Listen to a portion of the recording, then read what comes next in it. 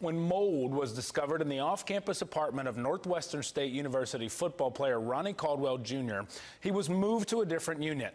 But Caldwell's new roommate, according to the family, was a non-university student. Attorneys say that roommate pulled a gun on Caldwell, who reported the incident to his father. And despite assurances Ronnie would be moved to a safer spot, he was shot and killed just 3 days later. They notified the school, they notified the coach, and tried to get him some help. But their request just went unanswered.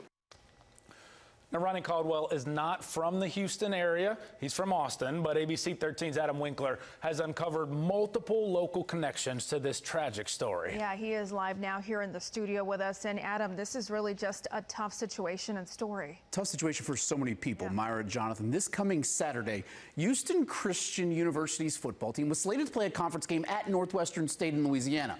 But less than a week ago, Northwestern's season was canceled and the team's head coach resigned. This Friday, on the eve of that scheduled game against HCU, Houston-based attorneys tell me they plan to file a lawsuit seeking damages.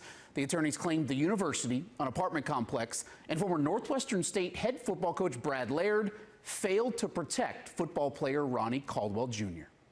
In their first local TV sit-down interview, Houston-based attorneys working on behalf of Ronnie Caldwell's family say the student-athlete shooting death could have been prevented. They sent him away to school in order to get an education.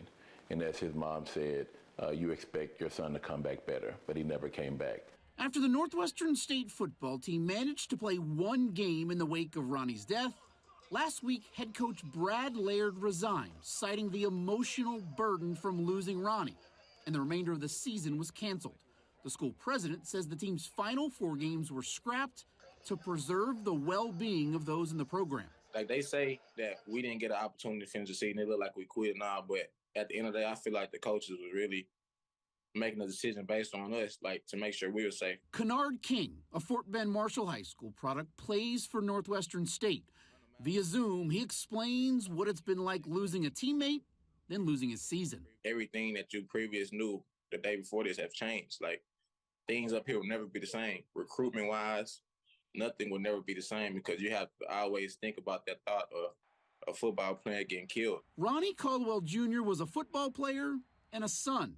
His mother, Blanche Bradley, speaks to us from work. I'm on the playground with my students because I have to still support my household.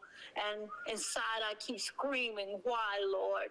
Why? Why nobody listened to my son? Why didn't you keep these kids safe? What were you doing? Blanche made one thing very clear. She wants to make sure that athletes are safe. Houstonian Andrea Odom is handling PR for the Caldwell family. As the mother of former University of Texas standout student-athlete Dylan Campbell, she says this case is professional and personal. We are bonded as mothers to send your kid away to college, knowing that you have to trust these coaches that they're going to do what they say they're going to do, and they're going to have the best interest of your children at heart. To hear the pain in Blanche's voice is it's heart-wrenching. Now, local attorneys say their impending lawsuit is the beginning of a journey to justice for the Caldwell family. Anyone would agree that no one should die in pursuit of an education, and essentially that's what happened here with Ronnie. 2 individuals, including Ronnie Caldwell's roommate, have been arrested on charges unrelated to his murder.